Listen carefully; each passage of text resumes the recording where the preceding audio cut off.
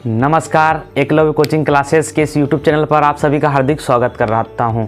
तो हम पढ़ रहे थे कक्षा 7वीं का मैथ, जिसमें हमारे पास था दूसरा अध्याय जिसका नाम था भिन्न एवं दशमलव। भिन्न एवं दशमलव का हमने परिचय देख लिया था।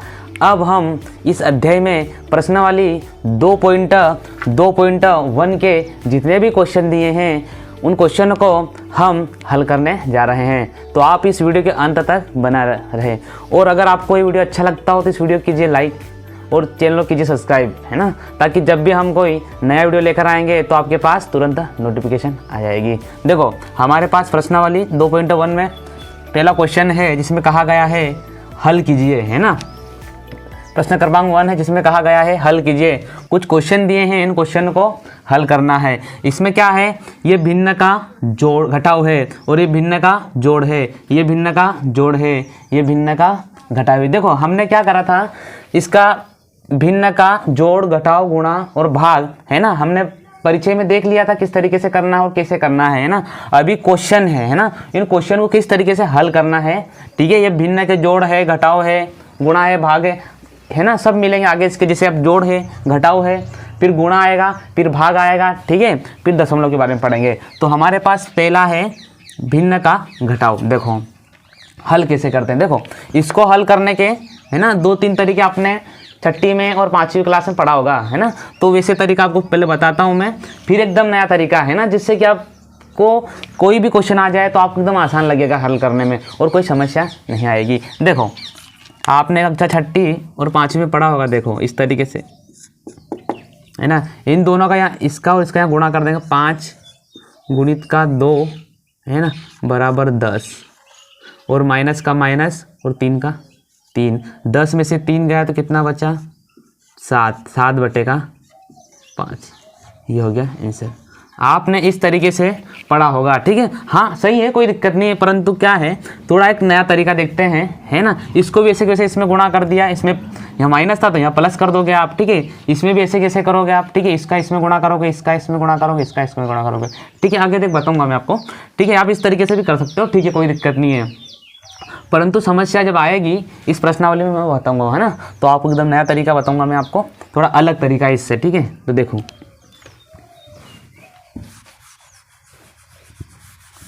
देखो ये 2 है ना, 2 बटे में कुछ नहीं, मतलब आप एक मान सकते हो, ठीक है। माइनस का माइनस, 3 का 3 और 5 का 5। आप इस तरीके से आप इसको बना लोगे, ठीक है। फिर क्या करेंगे, ये हर को देखेंगे, है ना, ये भिन्न घटाव बन गया। ये फिर हर को देखेंगे कि हर समान है क्या। अगर हर समान नहीं होता है तो आप करो, आप इन दोनों का लोगे एलसीएम, और एलसीएम लेना, एलसीएम इस तरीके से लेते हैं, 1 और 5 का एलसीएम। तो देखो 1 तो ऐसे 5 1 5, तो एलसीएम कितना आया अपने पास, 5। कितना आया, 5। तो इस तरीके से 1 के पहाड़े में 5 कितनी बार में आता है, तो ये आएगा डायरेक्ट 5 ही बार में आएगा। और 5 के पहाड़े में 5 कितनी बार में आता है, ये आता है 1 बार में, ठीक है। फिर क्या करेंगे, इस 2 का गुणा करेंगे 5 में, तो 2 गुणित का 5, ये माइनस तो ये माइनस। फिर 3 का गुणा करेंगे 1 में, 3 गुणित का 1, और जो एलसीएम लिया था वो कितना आया था, 5 आया था। 2 पंजे होता है 10, माइनस का माइनस, 3 एकम 3, और बटे कितना हो जाएगा, 5। 10 में से 3 गया तो कितना बचेगा, 10 में से 3 गया तो 10 में से 3 गया तो 7, और बटे कितना, 5। यही हो गया हमारा आंसर। देखो, अगर आप ऐसा लिखोगे ना तो आपको पूरे नंबर मिलेंगे और अच्छे नंबर मिलेंगे, ठीक है। एकदम व्यवस्थित तरीके से, एकदम एलसीएम निकाल के मस्त तरीके से आप करोगे ना, तो आप जो कॉपी चेक करेगा, है ना, जो टीचर कॉपी चेक करेंगे वो कभी नंबर नहीं काट सकते आपको। एकदम लैंग्वेज है, अच्छे शानदार तरीके से लिखा है वो अच्छा लिखा, सटीक तरीके से। तो इसमें क्या है कि नंबर कटने के चांस बहुत कम रहते हैं, ठीक है। फिर अगला क्वेश्चन दिया है 4 + 7 बटे का 8। देखो इसको भी आप ऐसे ही करोगे, है ना। देखो, देखो इसको भी ऐसे सेम, बटे में कुछ नहीं, मतलब 1 है, प्लस का 7 बटे का 8। देखो इन दोनों का लेंगे एलसीएम, तो जैसे आपने एलसीएम लिया तो इसका एलसीएम आएगा 8, अगर आपको एलसीएम निकालते नहीं आ रहा है ना तो आप कमेंट करके बताइएगा, मैं एलसीएम लिखाना है ना, एलसीएम निकालना भी सिखा दूंगा, ठीक है। वीडियो बना दूंगा तो एलसीएम और एचसीएफ कैसे निकालते हैं, ठीक है। तो आप उसके माध्यम से निकाल सकते हो। 1 और 8 का एलसीएम लेंगे तो 8 आएगा, आप चाहे तो इस तरीके से करके निकाल सकते हो, है ना। 1 के पहाड़े में 8 बार में आता है ये, और 8 एकम 8। फिर क्या करेंगे, 4 का गुणा करेंगे इस 8 में, 8 चौके होता है ना, और प्लस का प्लस, 7 का गुणा करेंगे इस 1 में, और एलसीएम कितना आया 8, तो 4 8 32, प्लस का 7 एकम 7 और बटे 8। 32 और 7 कितना होता है, ये होता है 39। कितना होता है 39 बटे का 8। अगर ये कट रहा हो तो इसको आप काट सकते हो, अगर नहीं करता हो ना तो कोई दिक्कत नहीं। वही हो गया हमारा आंसर। मुझे उम्मीद है कि ये बात आपको समझ में आ रही होगी, है ना। अब चलते हैं तीसरे पे। देखो तीसरे पे चलते हैं। तीसरा क्या कहता है, तीसरा तो सेम इन दोनों का ले लेंगे, इसी में कर लेते हैं, ठीक है। या फिर इसको इधर से कर लेते हैं, कोई दिक्कत नहीं है। 3/5 प्लस 2 बटे का, इन दोनों का ले लेंगे एलसीएम। एलसीएम है ना, तो देखो अगर आपको एलसीएम नहीं आता हो तो देखो इस बार 5 और 7, देखो 5 एकम 5 है ना, और 7 वैसा का वैसा ही। फिर 7 एकम 1 तो वैसे वैसे 7 एकम 7, तो 5 गुणित का 7 बराबर कितना होता है 35। तो एलसीएम कितना है इसका 35। कितना है एलसीएम 35। अब करना क्या है, 5 के पहाड़े 35 कितनी बार में आता है, तो 5 सत्ते 35 है ना, और 7 के पहाड़े 35 कितनी बार में आता है, 5 सत्ते का 35। इस तरीके से 3 गुणित का 7 प्लस का प्लस 2 गुणित का 5, ठीक है, और बटे कितना हो जाएगा 35 का 35, ठीक है।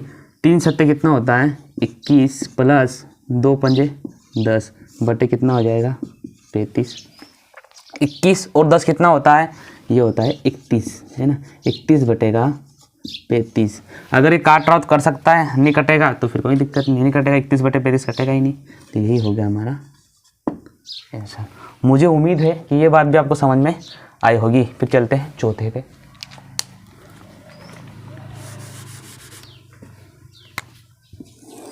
देखो चौथा 11 और 15 का एलसीएम ले लेते हैं सबसे पहले। तो 11 और 15 का एलसीएम, देखो सबसे पहले बात करते हैं अपन 3 के पहाड़े में। 11 तो ऐसे वैसे 3 पंजे का 15, फिर 5 से कट जाए 11 कटेगा ही नहीं, 5 एकम 5। फिर 11 स्वयं के पहाड़े में कटेगा, 11 एकम 11। तो आप लिख सकते हो 3 गुणित का 5 गुणित का 11, 3 पंजे 15 है ना, 15 गुणित 11 कर लो, 5 एकम 5 है ना, 5 एकम 5। देखो अभी से गुणा कर सकते हो, 15 गुणित का 1, 5 एकम और 1 का 1, 5 एकम 5 और 1 का 1, तो 5 से 1 कितना आ जाएगा 165। कितना आ जाएगा 165। तो ये इन दोनों का एलसीएम कितना आएगा 165। कितना आएगा 165। देखो एलसीएम निकाल के आप कर सकते हो। उसके बाद में करना क्या, 11 के पहाड़े में 165 कितनी बार में आता है, आप पीछे 11 के पहाड़ा बोलोगे तो आप सर 10 बार में 10 आ रहा है, फिर उसके आगे कैसे पहाड़ा बोल रहे हैं ना। तो फिर करना क्या होता है, यहाँ पे आपको करना होगा भाग। क्या करना होगा, भाग। किसका भाग करेंगे 165 में करेंगे 11 का भाग। फिर क्या करोगे, इस 11 का पहाड़ा बोलोगे जब तक कि 16 नहीं आ जाए, है ना। 11 कम 11 कितने बार में, एक बार में 11 आया, 6 में से गया तो 5 और 0 का 0 ऊपर से उतारी 5।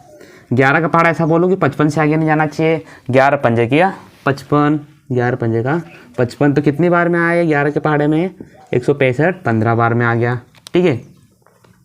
उसी प्रकार से 15 के पहाड़े में 165 कितनी बार में आता है, तो देखो इसको वैसे कैसे है ना, 15 का पहाड़ा ले लो, 15 कम 15 है ना, 6 में से 5 गया तो 1, 0 का 0, 5 0 में से 1 में से गया 0, और ऊपर से उतारी 5, 15 कम 15, मतलब 15 के पहाड़े में 165 कितनी बार में आता है, 11 बार में आया। ये कितनी बार में आया, 11 बार में। तो आप यहाँ लिख दोगे 9 गुणित का 15 माइनस 4 गुणित का 11 बटे 165।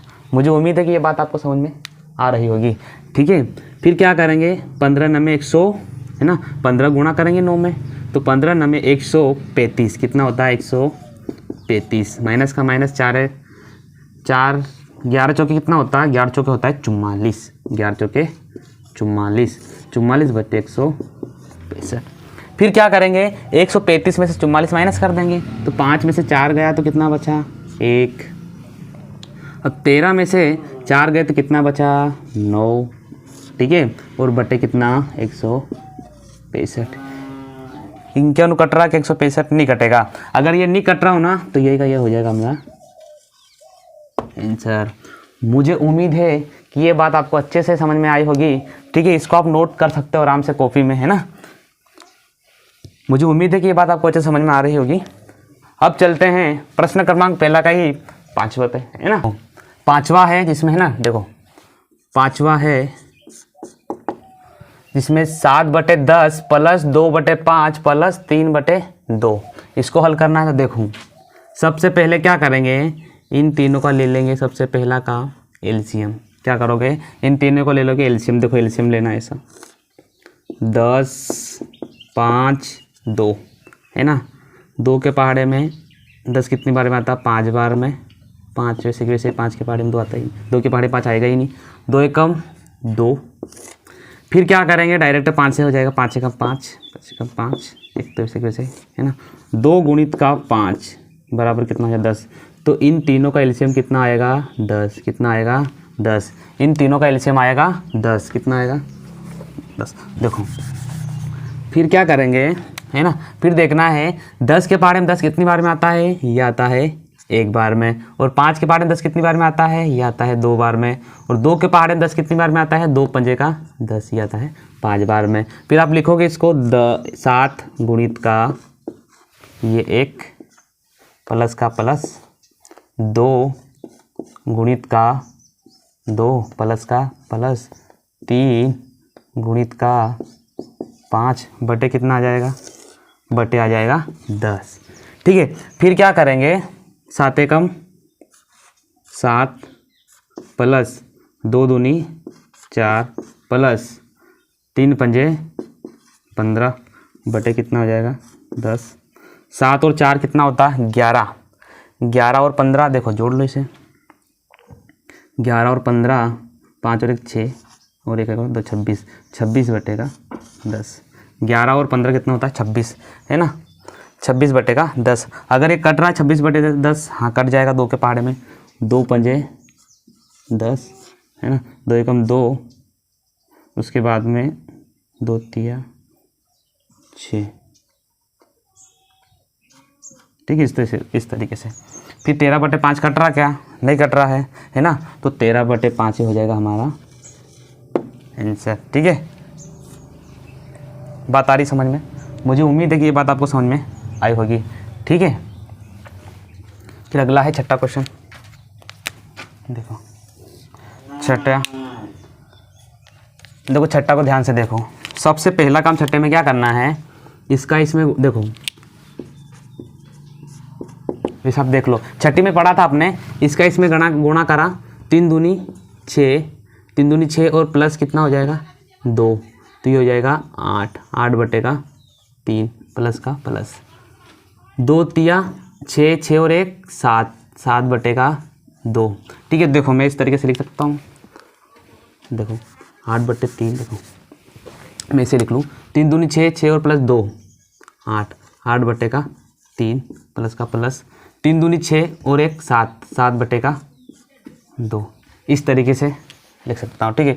फिर क्या करेंगे, इन दोनों को ले लेंगे एलसीएम, तो एलसीएम लिया तो कितना आया 6 आएगा, 3 दूनी 6 और 3 2 तिया 6, ठीक है।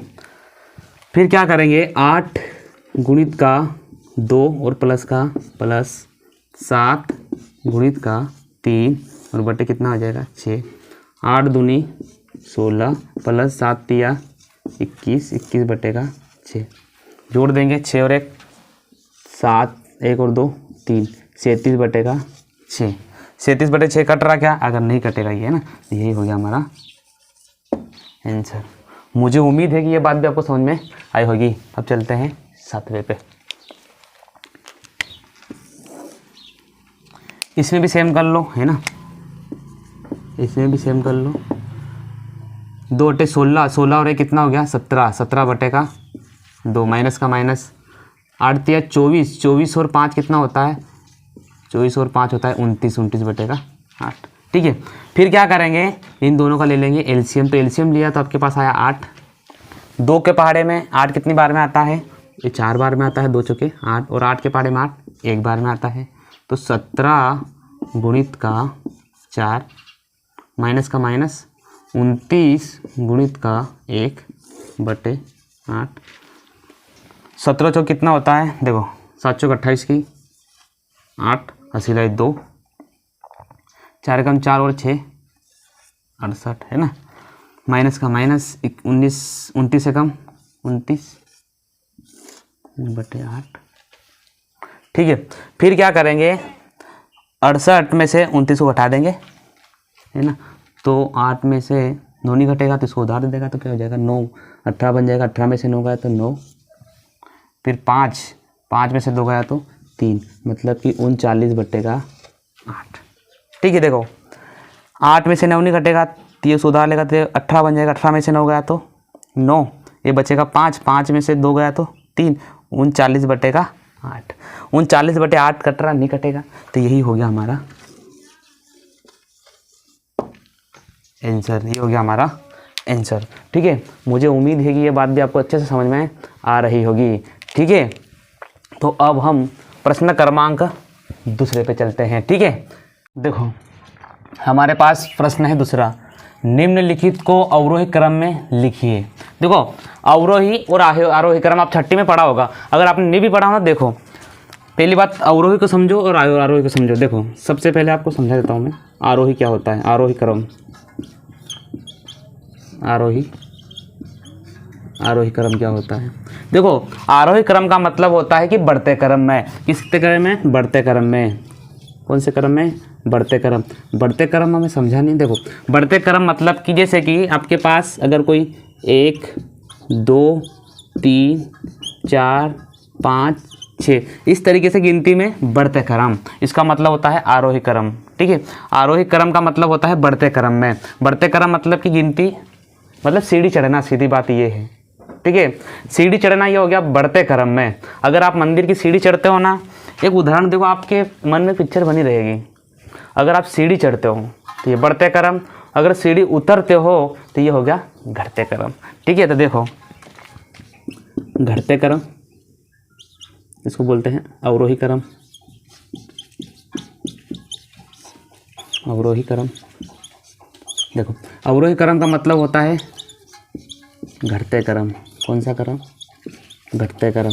घटते क्रम कैसा, जैसा कि आपके पास फॉर एग्जांपल 9 8 7 6 5 इस तरीके से है ना, इस तरीके से आपको संख्या लिखनी पड़ेगी।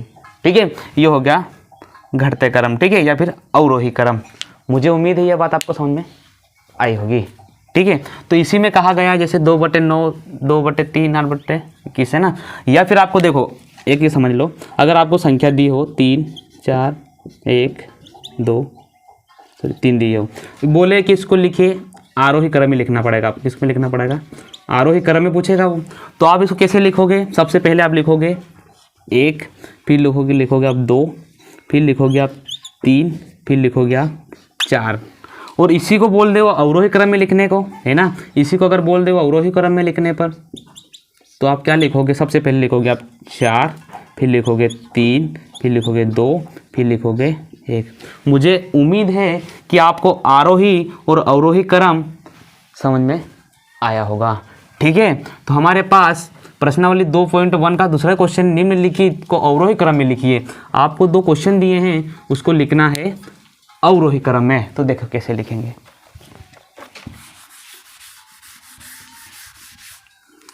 देखो 2/9 है ना, -2/3 माइनस नहीं है, कॉमा है ना, 2/3 8/21।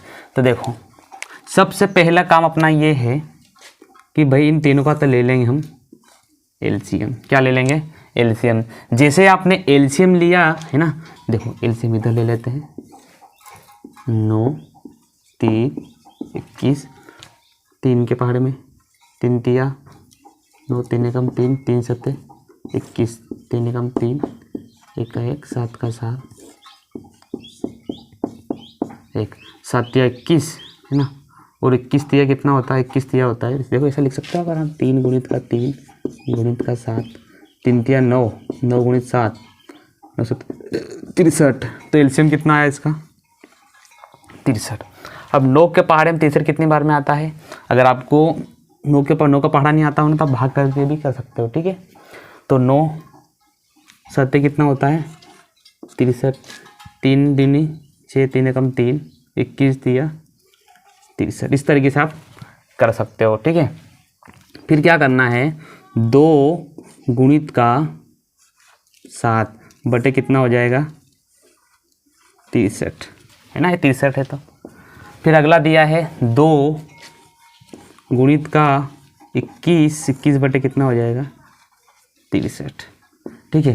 फिर कितना दिया है 8, 8 गुणित का 3 बचे कितना हो जाएगा 63, 2 सत्ते 14, 14 बटे का 63, 21 दूनी 42, 42 बटे का 63, 8 तिया 24, 24 बटे का 63।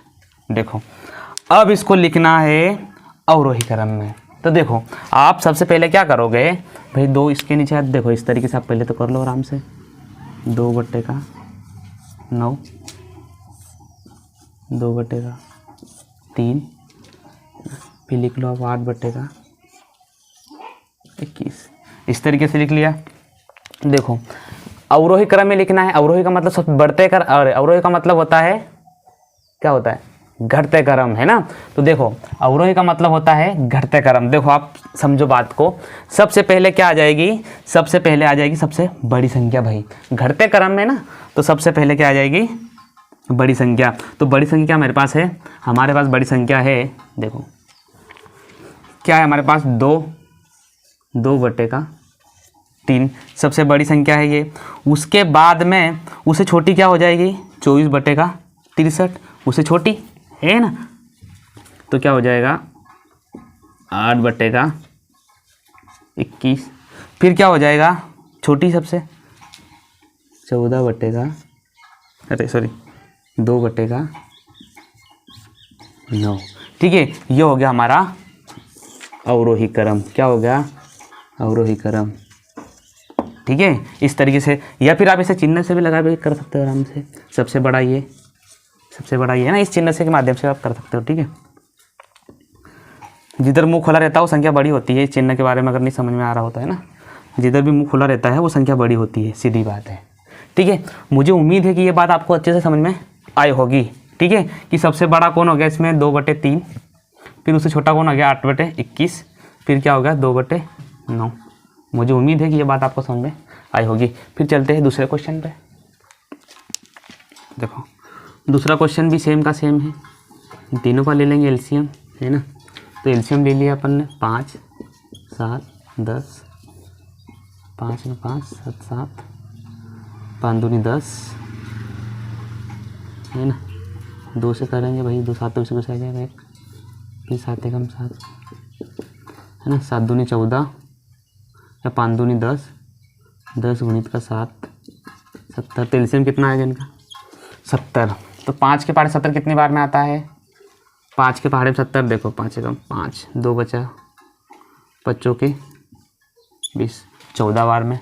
7 के पहाड़े में ये तो भाई 10 बार में आएगा, है ना, और 10 के पहाड़े में ये आ जाएगा 7 बार में, ठीक है। तो आप लिखोगे 1 गुणित का 14 बटे 70, 3 गुणित का 10 बटे का 70, 7 गुणित का 7 बटे का 70, 14 बटे 70, 3 धाम 30, है ना, बटे का 70, 7 49 बटे का 70। देखो फिर इसको आप उसी तरीके से लिख लो आराम से, 1/5 है ना, 3/7, फिर इसमें लिख लो इसको 7/, ये इस तरीके से आप लिख लिया। 14/70, 30/70 है ना, 49/70। फिर इसको लिखना है अवरोही क्रम में। किस में लिखना है? अवरोही क्रम में लिखना है भाई, अवरोही क्रम में लिखना है, अवरोही क्रम में। देखो अवरोही क्रम में लिखना है तो सबसे पहला बड़ा क्या आपको दिख रहा है? 49। क्या दिख रहा है? 49, तो मतलब 7/10, ठीक। फिर उससे छोटा क्या दिख रहा है? 30/70, मतलब कि 3/7। फिर क्या दिख रहा है आपको? वही दिख रहा है 1/5। यही हो गया हमारा आंसर। मुझे उम्मीद है कि ये बात भी आपको अच्छे से समझ में आई होगी। अगर वीडियो अच्छा लगता है तो वीडियो कीजिए लाइक, ठीक है, और चैनल को कीजिए सब्सक्राइब, ताकि जब भी हम कोई नया वीडियो लेकर आएंगे तो आपके पास तुरंत नोटिफिकेशन आ जाएगी, ठीक है। अब चलते हैं हम प्रश्न क्रमांक 3 की ओर, ठीक है। प्रश्न क्रमांक 3 है ना। प्रश्न क्रमांक 3 क्या कहता है? एक जादुई वर्ग है ना। एक जादुई वर्ग में प्रत्येक पंक्ति, प्रत्येक स्तंभ और एवं प्रत्येक विकर्ण की संख्या का योग समान होता है ना। क्या यह जादुई वर्ग है? देखो है ना, आपको ना इस क्वेश्चन में जादू देखना है ना तो वीडियो कीजिए लाइक, है ना, जादू देखना है तो, ठीक है। क्या जादू हो सकता है ऐसा? ठीक है, तो देखो पहला क्वेश्चन, 3 क्वेश्चन है ना। तो आपको क्या करना, सबसे पहले आपको इस पंक्ति में देखना है ना, कि जादू क्या दिखता है, ठीक है। अब जो भी होगा हम बताएंगे, ठीक है। देखो प्रथम पंक्ति मतलब कि ये पहली पंक्ति। देखो पहले तो अभी ध्यान लो कि पंक्ति होती क्या है ना भाई। पंक्ति मतलब कि इस लाइन में बैठे हैं, है ना। पहले देख लो पंक्ति के बारे में। पंक्ति की मतलब कि जैसे मान लो 1 2 ये 3 बैठे हैं ना, एक पंक्ति में, 1 पंक्ति 2 पंक्ति ये 3 पंक्ति। फिर ये भी 1 पंक्ति 2 पंक्ति ये 3 पंक्ति, 1 पंक्ति 2 पंक्ति ये 3 पंक्ति, है ना। ये हो गई अपनी पंक्ति, ठीक है। फिर क्या बोला है? प्रत्येक स्तंभ। क्या बोला है? स्तंभ बोला। क्या बोला? स्तंभ। स्तंभ क्या होता है? स्तंभ आप देखो, स्तंभ क्या होता है? 1 2 और ये 3। जैसे मान लो 1 2 और ये 3, ये 1 2 और ये 3, 1 2 और ये 3, ये क्या हो गए? स्तंभ हो गए। क्या हो गए? स्तंभ हो गए। देखो आपको मैं आगे बताऊंगा, बाकी थोड़ा बेसिक समझ ले। फिर पूछ रहा है प्रत्येक स्तंभ, फिर पूछ रहा एवं प्रत्येक विकर्ण। विकर्ण क्या होता है? देखो विकर्ण तो आपने सुना होगा कि जो आमने सामने की भुजा होती है, जो आमने सामने की भुजा होती है उसे विकर्ण कहते हैं। आमने सामने कैसे? जैसे यहाँ से लगा के यहाँ तक की जो भुजा हो गई ये विकर्ण कहलाएगी, और यहाँ से लगाता यहाँ तक जो भुजा हो गई ये विकर्ण कहलाएगी, ठीक है। तो देखो आप वीडियो के अंदर तक बने रहे, समझ में आ जाएगी बात, है ना। देखो प्रथम पंक्ति के अनुदिश, है ना, मतलब जो पहली पंक्ति है उसको मैंने लिया 4 + 9/11, है ना। 4/11 + 9/11 + 2/11, ये क्या, ये पूरा उतार लिया, ठीक है। फिर क्या करा? इनको जोड़ दिया मैंने। देखो आपको आता ही है भिन्न का जोड़, तो आप सीख गए होंगे मेरे हिसाब से, ठीक है। तो कॉमन तो मतलब 11, 4 + 9 13, 13 और 2 15, ठीक है। फिर आता है द्वितीय पंक्ति, है ना, के अनुदिश। देखो अब दूसरी पंक्ति देखते हैं, तो 3/11 + 5/11, है ना, फिर प्लस 7/11। देखो इसमें होता क्या है? इसमें भी हर समान है, हर समान मतलब 11 का 11, और 3 और 5 8, और 8 7 15। दूसरी पंक्ति में भी हो जाएगा 11/15। फिर आता तृतीय पंक्ति आ जाएगी, है ना। देखो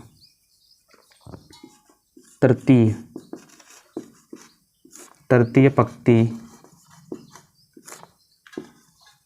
के अनुदिश।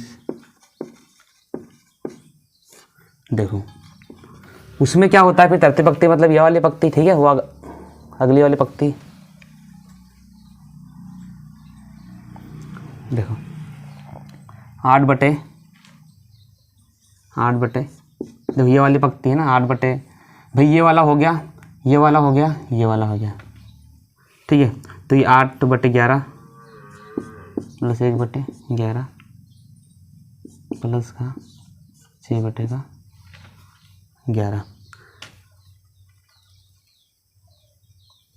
है ना।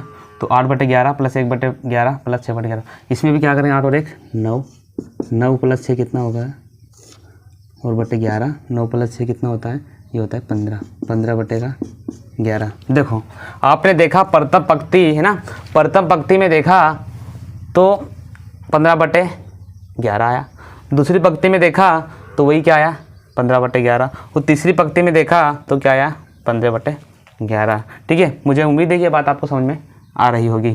ठीक है, तो आप चलता हूँ, मैं इसको मिठा देता हूँ, रफ कर देता हूँ। ठीक है, देखो मैं यहाँ लिख सकता हूँ आराम से, देखो लिख सकता हूँ पंक्ति है ना, पंक्ति में करके मैं कर सकता हूँ आराम से। क्या आया मेरे पास 15/11 है। ठीक है, इसको बिठा देता हूँ मैं, तीनों का योग करा था ना मैंने पंक्ति में। देखो फिर आता है स्तंभ, बोला क्या बोला स्तंभ, तो स्तंभ तो मतलब ये इस तरीके से हो जाएगा, स्तंभ भी खड़ा स्तंभ है ना। देखो किसे, देखो स्तंभ, प्रथम स्तंभ के अनुदिश,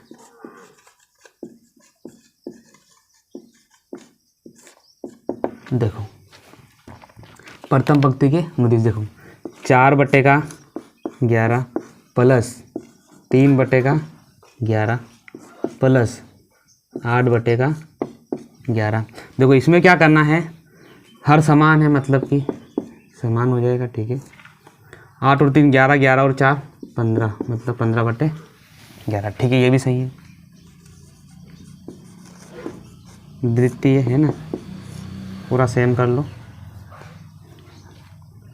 ठीक है, ऐसे ही मैं लिख सकता हूँ भले से, द्वितीय पंक्ति के अनुदिश। ठीक है, वही 9/11 प्लस 5/11 प्लस का 1/11।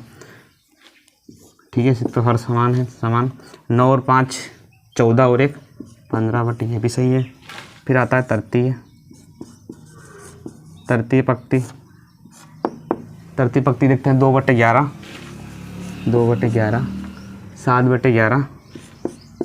7/11 और तीसरा आ जाएगा 6/11, तो इनका आ जाएगा।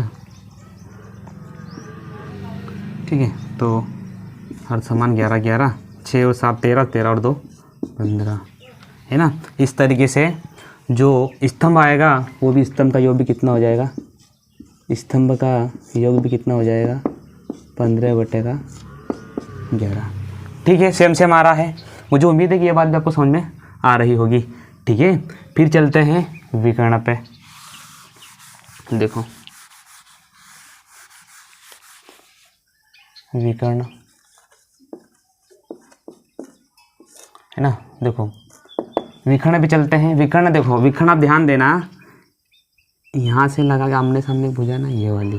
ठीक है, तो देखो 8/11 प्लस 5/11 प्लस 2/11, इनका योग भी सेम होना चाहिए है ना। तो देखो 11 का तो 11 8 5 13, 13 और 2 हो गया 15, ये भी सही है, प्रथम विकर्ण। ठीक है,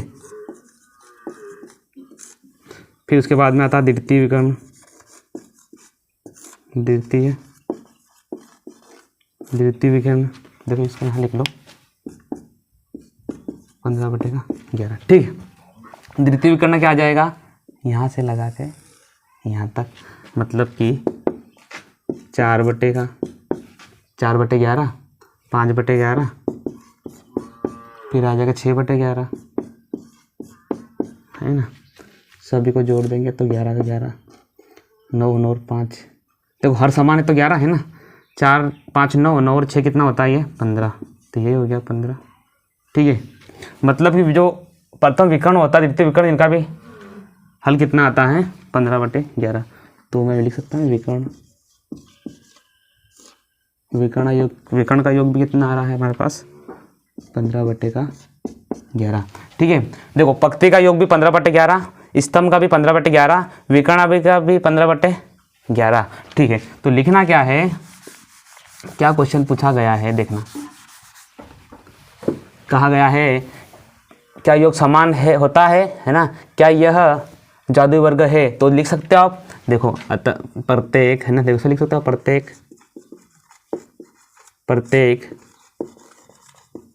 पंक्ति एवं स्तंभ विकर्ण। देखो प्रश्न क्रमांक है चौथा, जिसमें कहा गया है एक आयताकार कागज की जो लंबाई है 12/1/2 सेंटीमीटर है और चौड़ाई दी है 10/2/3 सेंटीमीटर।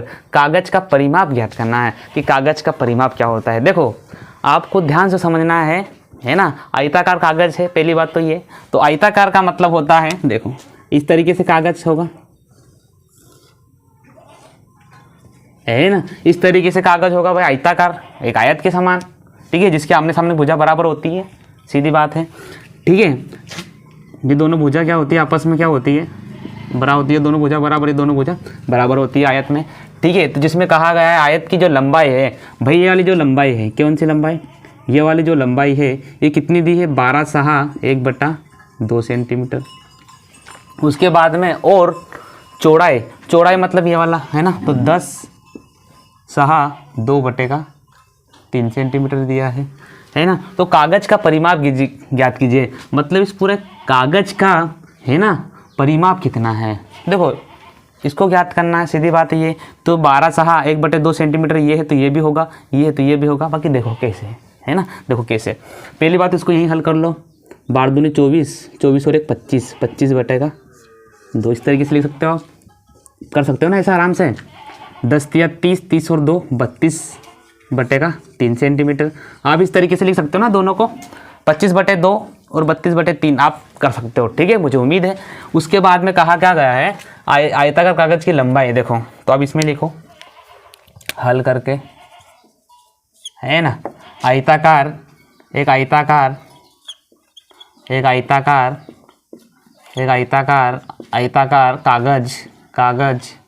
कागज है ना, आयताकार कागज की जो लंबाई है, क्या है, लंबाई है कितनी दी है, वो कितनी दी है, लंबाई कितनी दी है, लिख सकते हो आप, है ना, 25/2, ठीक है, सेंटीमीटर। और चौड़ाई कितनी दी है, चौड़ाई कितनी दी है, चौड़ाई दी है 32/3 सेंटीमीटर। और जो कागज का परिमाप है ना, परिमाप का सूत्र होता है, आयत का परिमाप होता है, आयत का जो परिमाप होता है 2 गुणित है ना, यह 2 गुणित लंबाई प्लस का चौड़ाई, ये वाला सूत्र होता है, ठीक है। तो देखो हमारे पास परिमाप याद करना है ना, तो 2 लंबाई कितनी दी है, 25/2 प्लस, है ना। आप क्या करोगे, अगर गुणे का चिन्ह है ना, आप कोष्टक भी लगा सकते हो, कोई दिक्कत नहीं, ठीक है, प्लस 2, अरे 32/का, ठीक है। फिर क्या करेंगे, इन दोनों का ले लेंगे एलसीएम, तो 3 दूनी 6, 2 तिया 6, 3 दूनी 6, ठीक है। तो 2 तो वैसे कैसे आ जाएगा, ऐसे इस तरीके से आप कर लेना, तो 25 गुणित का 3 प्लस का 32 गुणित का 2/6, तो 25 तिया कितना होता है, 25 तिया कितना होता है 75 प्लस 32 दूनी कितना होता है 64 कितना होता है 6। जोड़ देंगे दोनों को, 25 75 और 64 कितने होते हैं, देखो ये हो जाएगा 9, 5 4 9, 12 और 13/6, ठीक है। और बटे कितना हो जाएगा 2, ठीक है। ये इसको इधर लिख लो, देखो इधर लिख लो, परिमाप भी आ रहा है साथ में, बराबर 2 है ना, तो इसे ऐसा लिख सकते हो आप 9 13/6 इस तरीके से आप कर सकते हो। 5 4 9, 6 और 7 13, ठीक है, बटे 6। 2 एकम 2 कट जाएगा, 2 3 6, तो परिमाप कितना हो जाएगा 139/3। जो परिमाप होगा क्या, परिमाप कितना होगा 139/3 सेंटीमीटर, ठीक है। आप इसको 139/3 को इस तरीके से भी लिख सकते हो। देखो मिश्रित भिन्न में अगर लिखना हो तो आप इसको इस तरीके से कर सकते हो, 139/3, 3 चौके 12, 1 बचेगा, 3 6 18, है ना, और 1 बचेगा, 1 6 3 सेंटीमीटर। यही हो गया हमारा, ठीक है। ये भी हो जाएगा आंसर, कोई दिक्कत नहीं है। अगर आप इसको मिश्रित भिन्न लिखना चाहते हो तो 46 6 1/3 है ना। देखो 3 चौके 12, 1 बचेगा, 3 6 18, और 1 बचेगा, 1/3। आप इस तरीके से भी कर सकते हो और ये वाला भी कर सकते हो, ठीक है। ये वाला भी हो जाएगा उत्तर और ये वाला भी हो जाएगा, ठीक है। ये मिश्रित भिन्न वाला है और ये भिन्न वाला है ना, उचित भिन्न वाला, ठीक है, विषम भिन्न वाला, ठीक है। आपको ये बात समझ में आई होगी, मुझे उम्मीद है, ठीक है। अब मैं चलता हूँ प्रश्न क्रमांक 5 की ओर, ठीक है। अगर वीडियो अच्छा लगता हो तो वीडियो कीजिए लाइक, चैनल को कीजिए सब्सक्राइब, है ना, साथ में बेल आइकन को प्रेस कीजिए। जब भी कोई नया वीडियो लेकर आएंगे तो आपके पास तुरंत नोटिफिकेशन आ जाएगा। धन्यवाद।